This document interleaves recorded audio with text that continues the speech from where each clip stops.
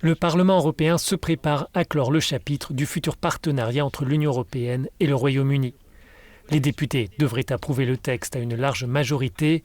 Les parlementaires avaient suspendu le processus de ratification, faisant valoir que Londres ne respectait pas toutes ses obligations concernant la frontière douanière entre la Grande-Bretagne et l'Irlande du Nord. Le protocole nord-irlandais a pour objectif de préserver la paix sur l'île d'Irlande. Nous voyons déjà les dommages collatéraux. Qui aurait pu imaginer que nous serions en train de plaider pour le respect de l'accord du Vendredi saint ? Cela renvoie à une question impensable. Certaines personnes à Westminster sont-elles prêtes à ramener l'Irlande du Nord à l'époque des troubles ? Malgré des progrès récents, l'Europe n'est pas convaincue par la volonté du gouvernement britannique de respecter le protocole concernant l'Irlande et l'Irlande du Nord.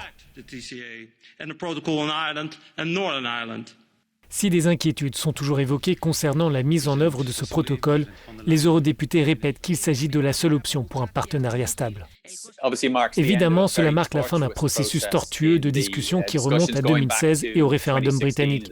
Mais cela marque aussi un début et nous avons besoin de mettre en place le mécanisme qui permettra le développement d'un partenariat et non d'une rivalité entre l'Union européenne et le Royaume-Uni.